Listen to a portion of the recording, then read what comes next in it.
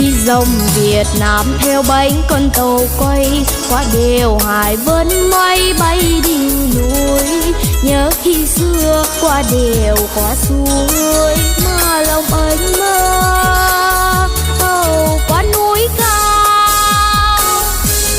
Ngày hôm nay thanh thang con đường lớn, tàu anh đi trong yêu thương chào đón, tha thiết bao niềm vui theo bánh con tàu đi là thương nhau.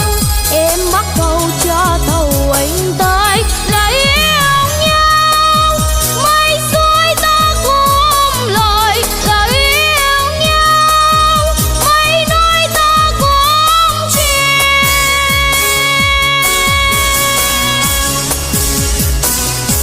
Con tàu Việt Nam đi suốt bốn mùa vui, qua đèo Hải Vân mây bay đỉnh núi. Nhớ thương nhau em chờ anh tới, nhà tàu anh đi vượt qua núi cao.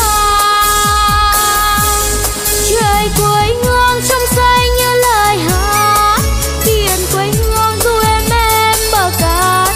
Đưa chúng ta cùng đi ra Bắc hay vào Nam là thương nhau. Em bắt cầu cho tàu anh tới là yêu nhau, mây xuôi ta cùng rồi là yêu nhau, mây nói ta cùng chia.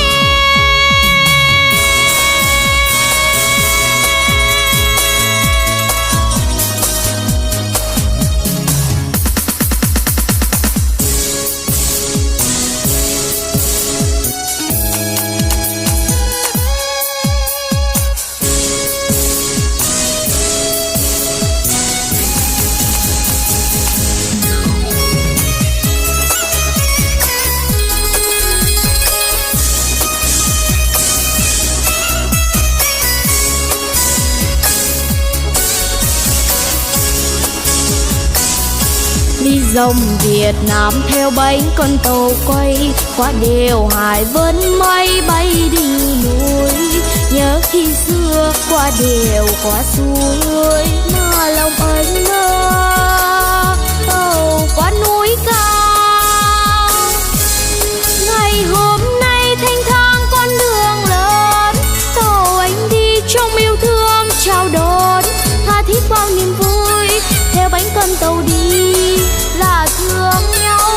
Em bắt cầu cho tàu anh tới là yêu nhau, mây xuôi ta cùng rồi là yêu nhau, mây nói ta cùng chia.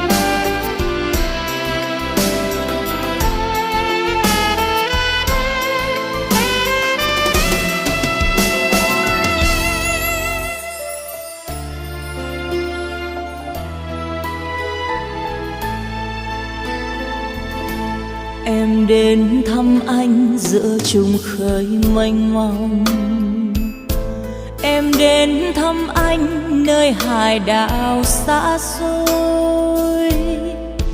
Nghe em hát biển xanh thôi thét gào, nghe em hát bãi san hô rì rào, nghe em hát lòng anh vơi đi nỗi nhớ.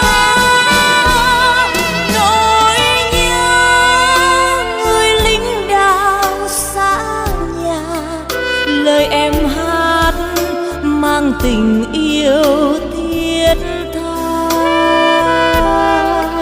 Anh tặng em hoa muống biển giữa trùng khơi, màu hoa tím thay lời anh muốn hát. hát cùng em khúc hát của yêu thương. Hát cùng em nơi hải đảo xa xôi, hát cùng em trên tuyến đầu tổ quốc. Con tàu em mang thương nhớ vô bờ, mang niềm tin gửi trao anh đó. Tiếng em hát xóa nhọc nhằn trong anh, khi tàu em xa cuốn chân trời tím.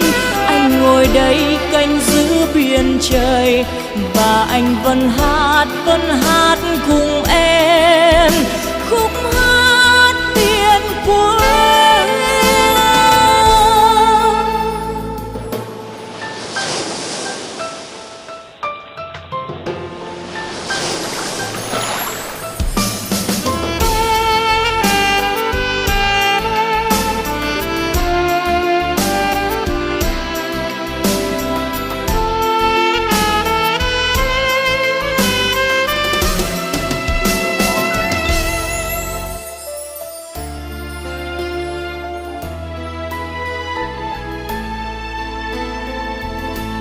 Em đến thăm anh giữa trùng khơi mênh mông. Em đến thăm anh nơi hải đảo xa xôi. Nghe em hát biển xanh thôi thét gào, nghe em hát bãi san hô rì rào. Nghe em hát lòng anh vơi đi nỗi nhớ.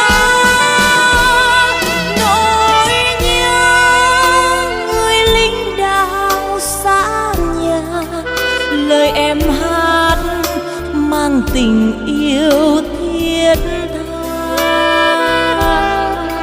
Anh tặng em hoa muống biển giữa trùng khơi, màu hoa tím thay lời anh muốn hát.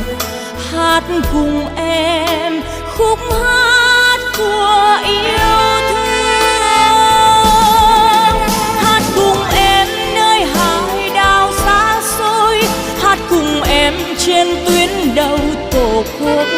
Con tàu em mang thương nhớ vô bờ, mang niềm tin gửi trao anh đó.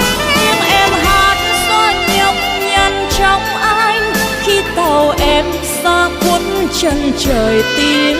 Anh ngồi đây canh giữ biển trời, và anh vẫn hát cùng em khúc hát biển quê.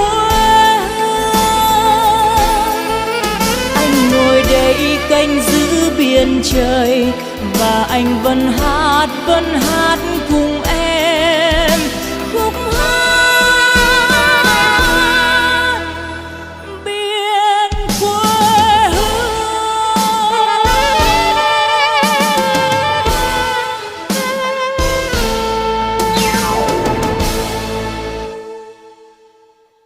Lại giùm em cái ao á.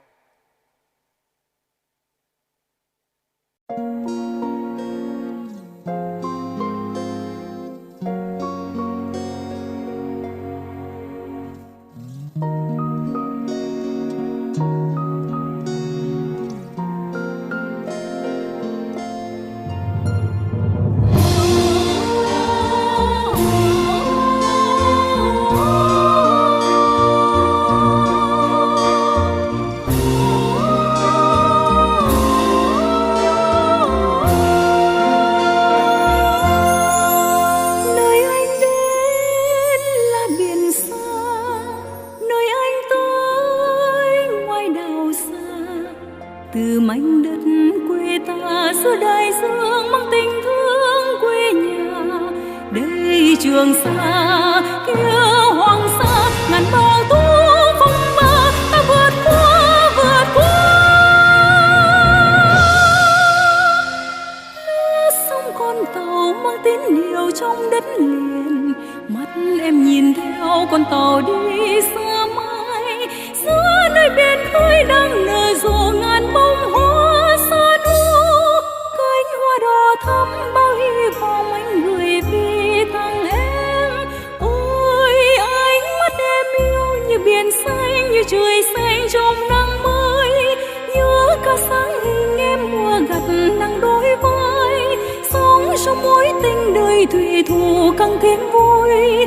Để con tàu ra khơi, để con tàu ra khơi. Vầng trăng sáng trên biển xa, vầng trăng sáng ngoài đảo xa. Vầng nghe tiếng ngân nga du lòng ta bao lời ca quê nhà. Đây Trường Sa kia Hoàng Sa, quần đảo tím hiên ngang tiếng hùng ca ngời sáng. Tháng năm con tàu quen sóng cả quen gió biển, nước ra màu nắng tươi giòn thêm anh thêm. Cánh chim hải âu bốn mùa về cùng anh vui xa khơi. Cánh hoa biển trắng là kỷ niệm anh gửi về tặng em. Đây súng khoác trên vai chẳng đầu núi, soi hình anh đang đứng đó. Nhắn về đất liền cánh buồm chờ đầy tin yêu. Sống trong mối tình đời thủy thủ càng thêm yêu. Đây con tàu ra khơi, đây con tàu ra khơi.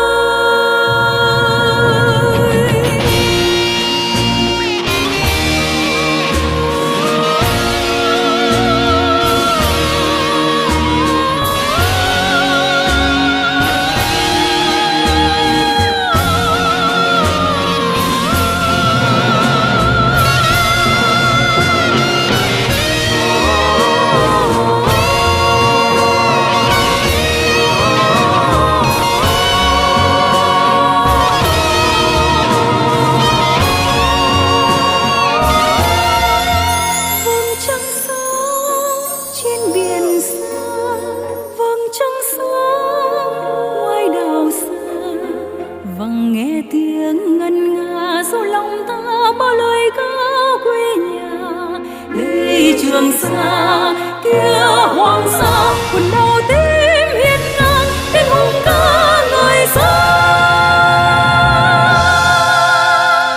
Tháng năm con tàu quen sóng cả quen gió biển, nước ra màu nắng tươi giòn thêm anh thêm. Cánh chim hải âu bốn mùa về cùng anh vui xa khơi. Cánh hoa biển trắng là kỷ niệm anh gửi về tặng em. Đây súng khoác trên vai chẳng đầu núi, soi hình anh đang đứng đó. Nhắn về đất liền cánh buồm chờ đầy tin yêu. Sống trong mối tình đời thủy thủ càng thêm yêu. Đây con tàu ra khơi, đây con tàu ra khơi, đây con tàu ra